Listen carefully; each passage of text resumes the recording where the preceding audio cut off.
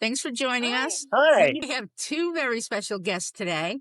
We have Chris Adkins and his wife, Misty Adkins. Now, I started talking to Chris on TikTok, and let me tell you, he's got a huge following, and he hopes just to reach as many stroke survivors and their caregivers as he can to give them encouragement and hope, and he's doing an amazing job at that. So, Brenda, would you like to give the question of the day? Well, because I am not on TikTok or TikTok.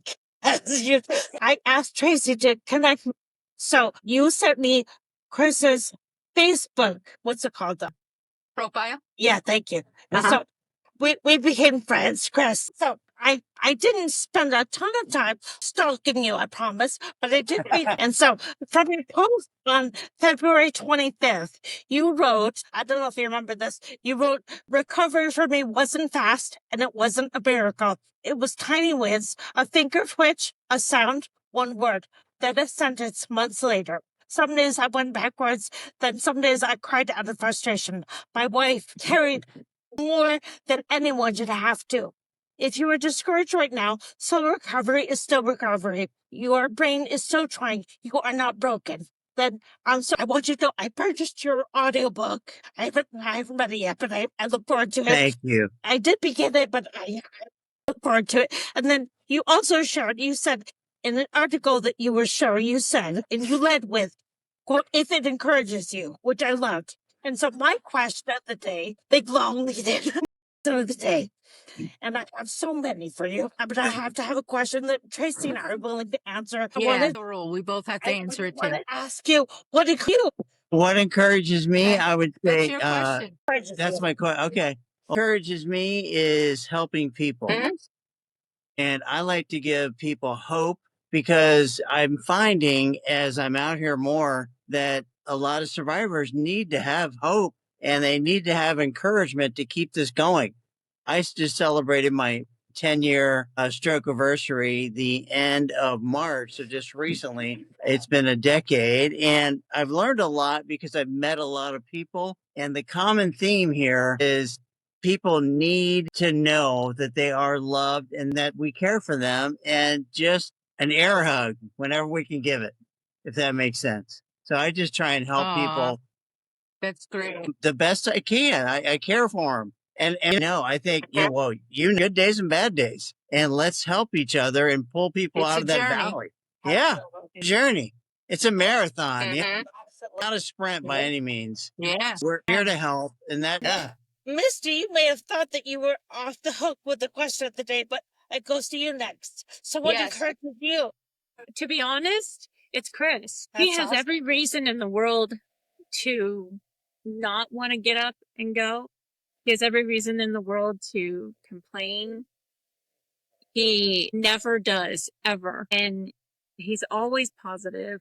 He's always trying to do things to help other people. And honestly, just seeing him help other people, which he's really good at because he's genuine and his heart really wants to help other people. He is honestly what encourages me the most. And I Thank you. well, it's true because you know, it's easy to complain and it's easy to forget the things that, like, we take certain things for granted, like we take health for granted.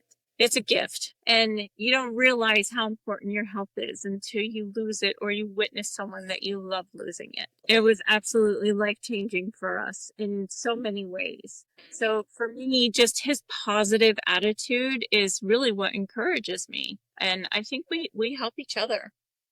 Wonderful. Yeah, that's wonderful. I feel a little bit like a voyeur looking on love story, so thank you for sharing. No. Okay. I was going to say you two should write a book, but you kind of did already, right? Uh-huh. Yeah, that's Yeah. great. Okay, Brenda, you have another question? No, you're not. I Oh, wanted it's to my turn. encourage you. What encourages me? Let's see. My family, absolutely. I'm not married, but I have a very close relationship with my sister who has 3 kids who are grown and now they have kids. My brother and his kids. Definitely all my nieces and nephews, and then meeting all other survivors. I mean, I'm on social media and, you know, I was on TikTok when I met Chris, and it just amazes me how so many people have it much worse than me. Mm. We Was talked about that. affected. Yeah, I was affected and I have a left side weakness. So I can't use my left arm and hand. My left leg is somewhat weaker and I just have poor balance overall, but oh my gosh, I can talk, I can walk, I can think right. I can do what I need to do to get by every day. I do a lot of things differently, but seeing those who are not as mobile and who are, affected in so many different ways than my story, that encourages me. So I very rarely have a bad day because I don't think there's any option for me to have a bad day. If things are not working out, I figure out how to do it differently and keep doing it. So seeing others online, and then when I started the support group several years back at the hospital here, meeting others face to face was the most important thing back in 2012 for me. And meeting them and seeing and hearing about what they went through, that all gives me hope and encouragement. So that's my answer, Bren. What about you? Those are two really good answers. And I have to say that I want to say ditto to both of them. So for you, Chris and Misty, like to be able to support you, to give hope to other people, and Misty, for you to be encouraged by Chris. I feel the same way about my husband Jay and Tracy. When you talked about your friends and see other people that are worse than you, that speaks to me as well. So thank you both of you for saying that. For me, I could sit here all day and tell you the things that encourage me, but I'll choose one thing, and I think for me, the mindset of everything is temporary. So if I have a great day, I stay present with it because I know it's temporary. So it might be a little win, like you said, Chris, like it might be a finger glitch or it might be a good idea, but who knows if it'll be tomorrow. Like this morning, I did the Wordle. I don't know if any of you do Wordle, but I got the Wordle in 2. Wow. So I was like, you know what? That's a win because who knows Yes. what tomorrow will be. So Lot I'm of trying to brain win. work. But on the other side, if I have a bad day, that's also temporary because maybe tomorrow will be better. So I try to use that mindset to encourage myself. Definitely. I have to say, I want to steal both of you as well because all three of you gave great answers. So thank you for that. Very good. Bren, you hit the nail on the head because, we have to take those little wins. If I do my own laundry, which I do all the time, and not trip over something, I'm like, yes, I didn't fall. I know the feeling. Yes. Yeah, so yeah, that people have to be grateful and know how blessed they really are. And although people have lost so much in their life, and my life was totally turned around, and life as I knew it was gone in 2004. So I know people that are trying to recover right now, and they're just so discouraged, whether they're 6 months out, a year, 2 years, 5 years, 8 years, 10 years.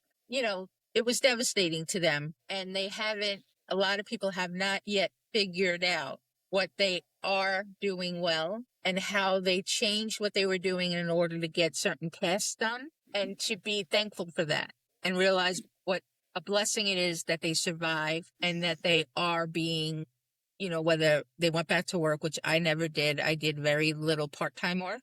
But, we talked about it a lot, Brenda. It was hard to mourn the old me and accept the new one. And although it was hard and I got depressed, I went to see my doctor and she put me on, antidepressants. I tried counseling, but, they didn't really, unless they were a survivor of something, they really didn't get it. So I didn't find that very useful. So I stopped going to counseling. But I stay on top of my health now, and I just had surgery. My body breaks down like a car and has to be taken to the shop. And, it's just the way of life now. I know to keep up with my joints because everything's wearing down because of how I misuse it for, the last 22 years. So there's constant adaptations. There's constant struggle. Yeah. But I look at my nieces and nephews and I look at my friends and be like, I would have missed so much in the last 22 years if I did not make it. So that just, keeps me going and be like, you know what? I had surgery. It was painful. It sucked,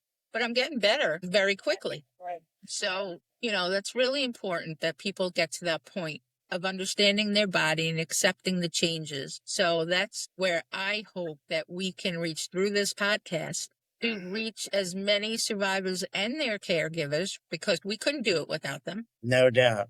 No Right. doubt. Just wanted to piggyback off of kind of what you were saying is finding your new normal, realizing, it was hard for me to let go of who Chris was. I can't imagine how hard it was for him. Yeah, because he's a different person. And it was definitely a healing process for both of us to get to that point where I realized the person I married is different. And he realized the person he's always been is different and no longer. But once we got to that point, I think it was a really healthy turning point for us. Not that you can't return to be as healthy as you are, because some people do. Right.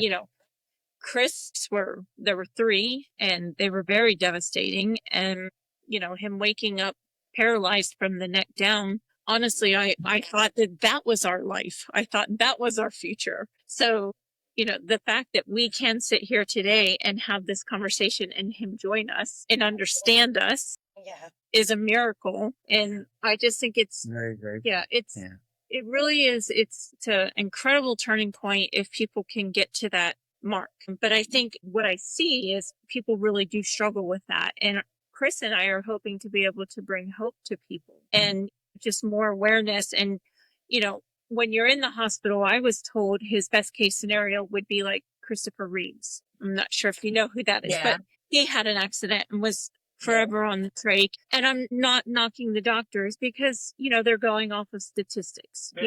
They're not always right. And sometimes God has other plans. And a lot of it, too, I can honestly tell you had to do with Chris's mindset.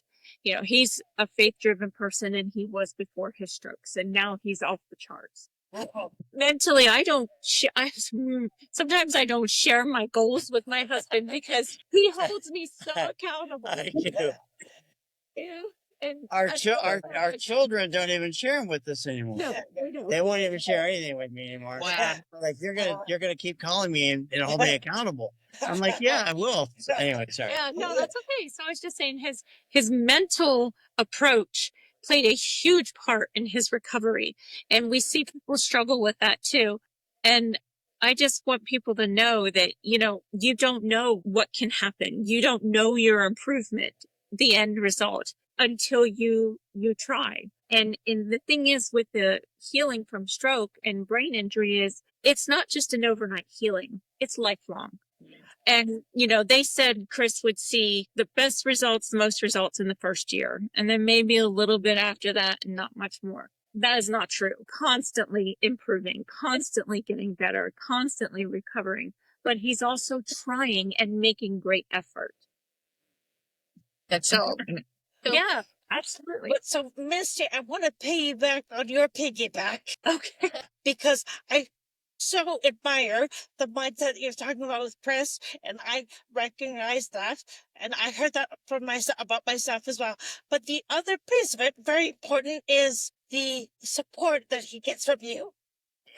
Please don't undersell that, because he can have the best mindset in the world, but if he didn't also have your support, it would be like a two-legged stool. He needs that. That would be a bad stool. Yeah, No, that's true. exactly. Yeah. Exactly. 100%, no doubt. Yeah.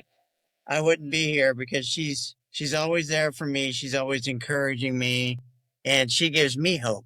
And that's what we want to do, is give others hope. So I think that's really what we're. Well, and that you can be happy again, and you can find happiness still.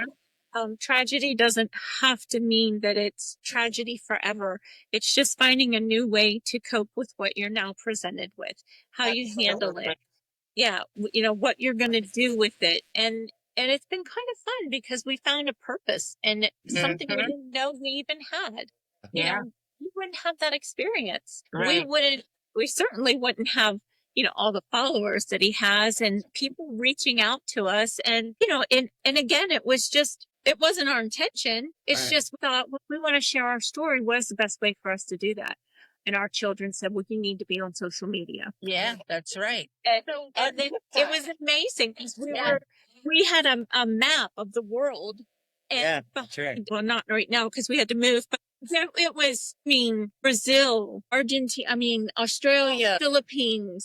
Every country, nobody is like immune to it. It can happen to anybody. A stroke can happen to anybody, any person, any race, any age. It could happen to you. So people really don't think of stroke in younger people.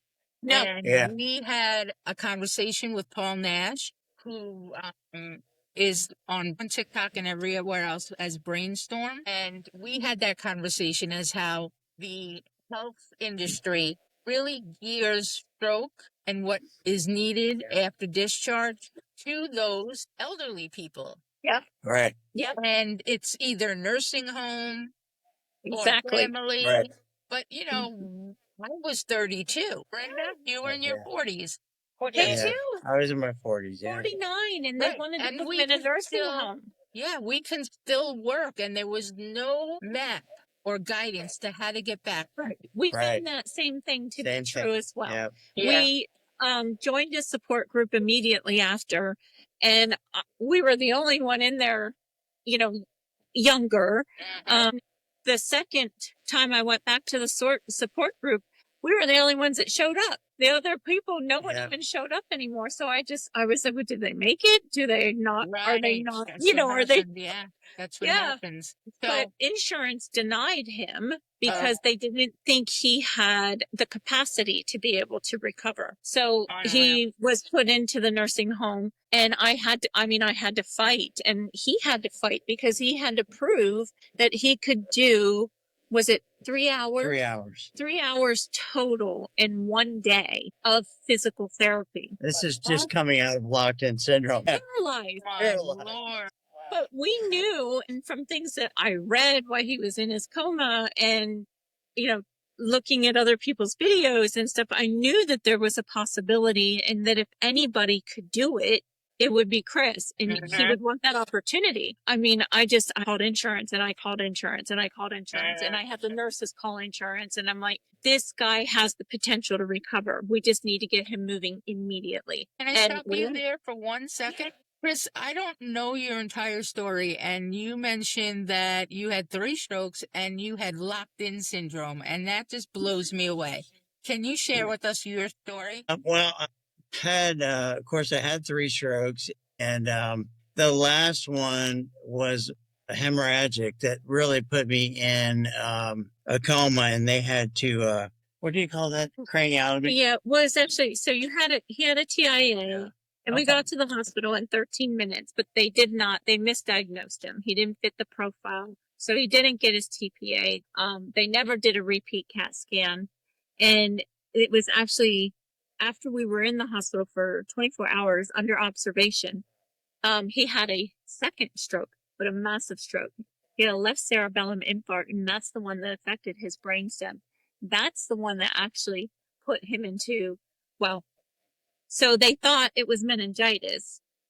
So they did to check for meningitis, they need cerebral fluid. Yeah. So when they went to do the spinal tap, not knowing he had 2 strokes, and they took out too much fluid too quickly, too fast, and he went into respiratory arrest. So he stopped breathing. He had to be resuscitated. He had to be trached.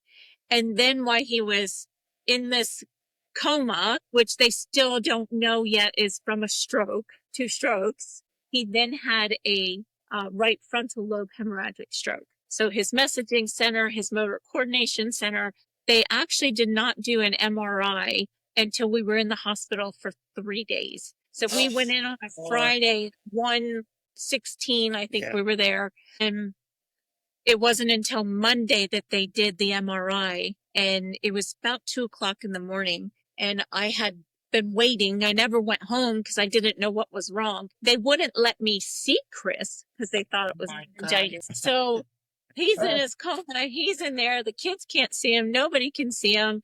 But somebody comes out and wakes me up in the waiting room. And of course, it's a doctor, a surgeon. I could tell. And now I know it was the neurosurgeon, his brain surgeon. But he said to me, Mrs. Adkins, your husband has had several strokes and we need to do an emergency craniotomy.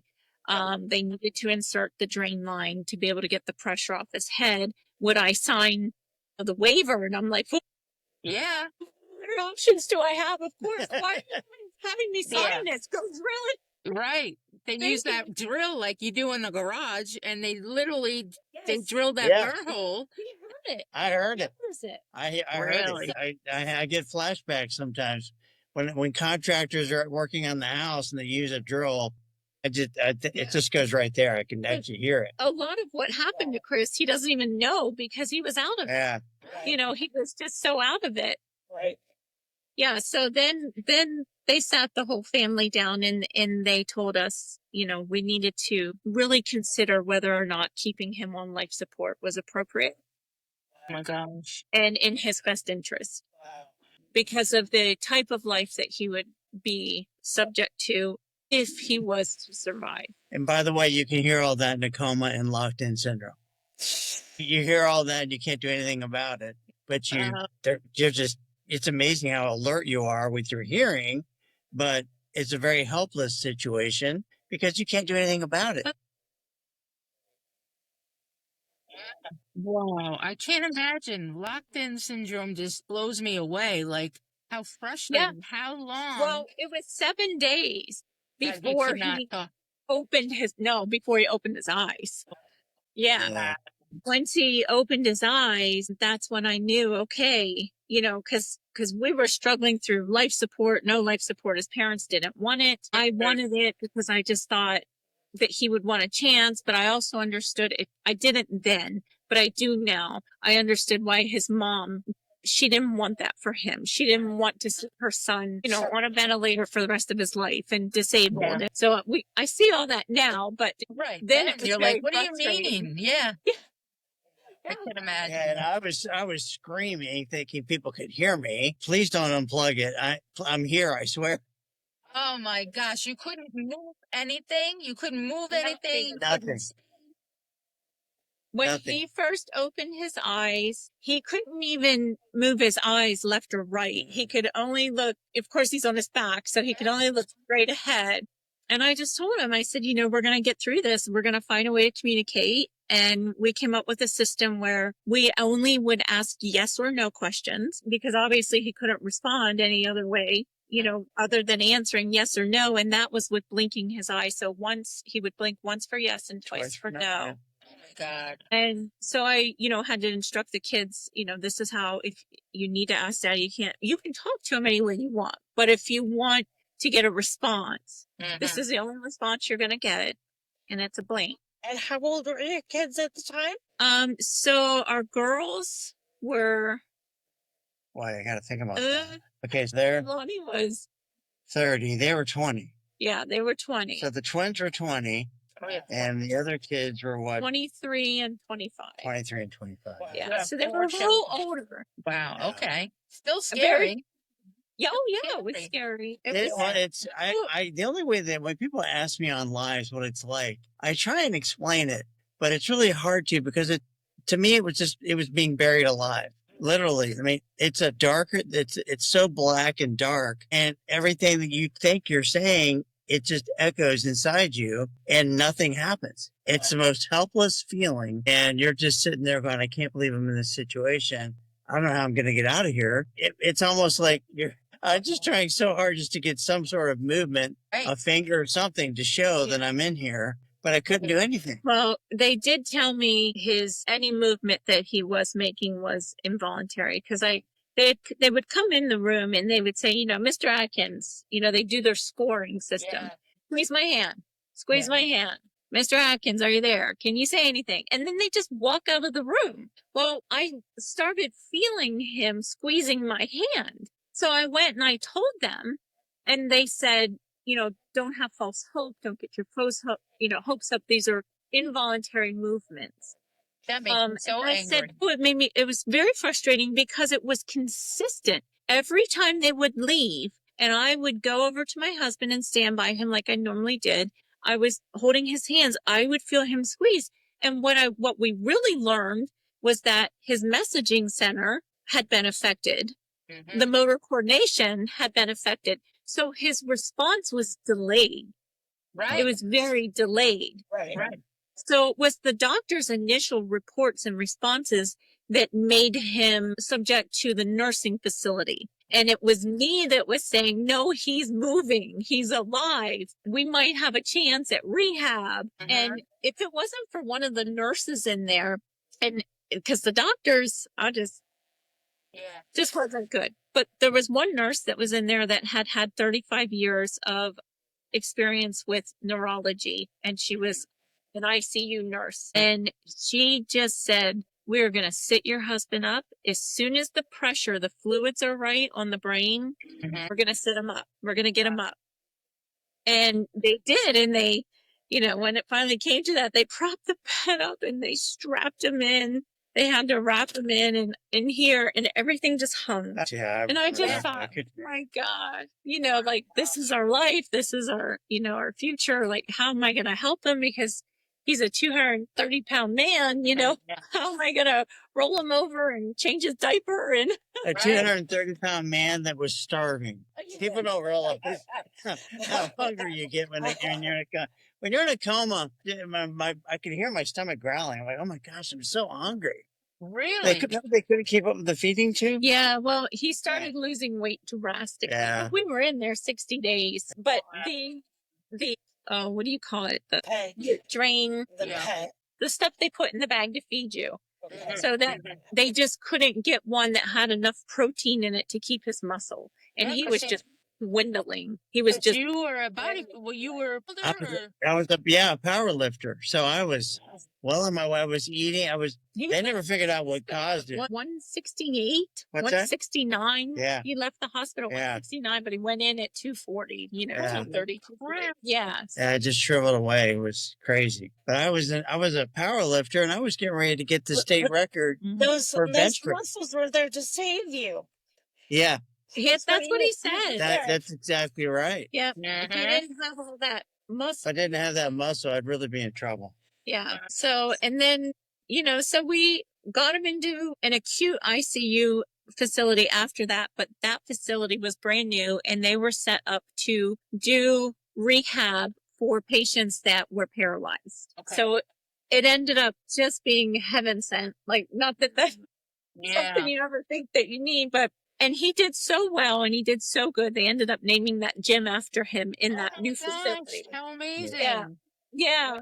And then after that, we got out and we went to another facility where he did another 30 days of physical rehab. So when I got him home, he was able to sit upright in a wheelchair. How long were you, Chris, locked in syndrome? Man, a couple of weeks, wasn't it? Yeah, it was a couple of weeks. Yeah. Really? And then at what point, what was the first thing that you noticed that, wait, I'm coming out of this? Well, I think the battle really got real when my temperature, I couldn't control temperature with my brain. So I would be boiling hot, then I'd be very cold. And I thought, well, I got to figure out what am I going to do? Because I started to shiver. And when I started to shiver, I noticed there was a little bit of movement. So I thought, well, you know what? Maybe I could use that to try and move my finger to show somebody that I'm in here. So then I would try that. And like she said, several times they would look at it and go, false hope. And I'm like, holy moly. Oh my I don't know what I can do in here. Because I was exhausted trying to move a finger. I can't explain how much energy that took. To try and get that to move. And I just kept saying, I got to try again. I knew with the shivering, something was going to happen. And I just kept trying. And finally they recognized it. Well, and I asked him, I said, I'm good. I said, I know you think it's involuntary. I know you think he's not doing it. But when he does it, and I asked him, Chris, did you just move your finger? He blinks once for yes. He's communicating to us. So the doctors didn't recognize it because they're on their rounds and they're, going quickly and they're doing the standard stuff. So I think it was a learning experience for everybody, including the doctors. It was. And to this day, his neurosurgeon calls him a miracle man. He tells him all the time, son, you should not be here.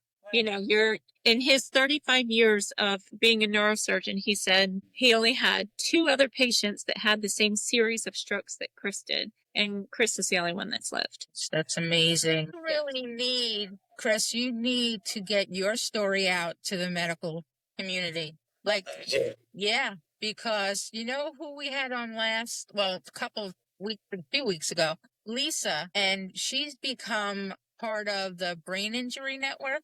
What is it? What was it, Brenda? Yeah, sounds familiar. I don't know if that's the exact wording, but yes. Yeah. But she goes in to speak with students who are physiotherapists, maybe? Physical therapist, yeah. She speaks with the students on a pretty regular basis. And I can put you in touch with her. She's right in upstate New York. I would love to anything I could do like that, because here's what I'm finding is that I'm a very small percentage. There's not many locked in survivors that can communicate. So when I'm out there doing my lives and things, I have some locked in survivor relatives. Maybe it's a husband or wife that reach out to me and they want me to be the voice to help their loved one because they can't talk. I can't even describe how between the aphasia and everything else, you can't do anything. And it's just the most helpless feeling. Yeah. And I want to be there for them. I get emotional because I know the struggles they're going through.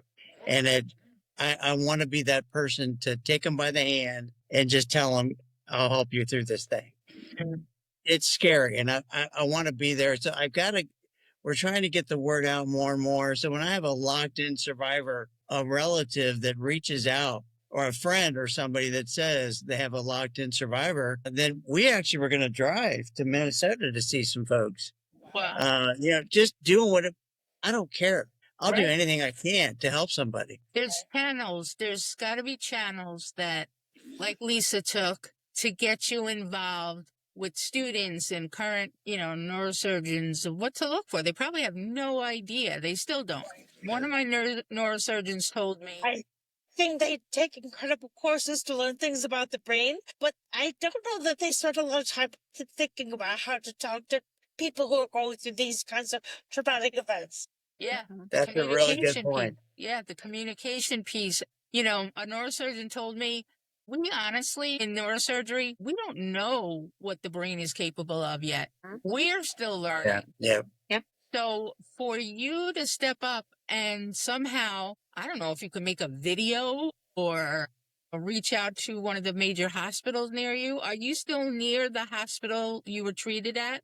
No, that happened in Florida, and we're in Pennsylvania now. Okay, I see. But I'm going to reach out. I would like to do that. Some local hospitals here. It would be good because I think everybody had the same training or thought process. They do. The limitations were there. The other thing is the brain is so powerful.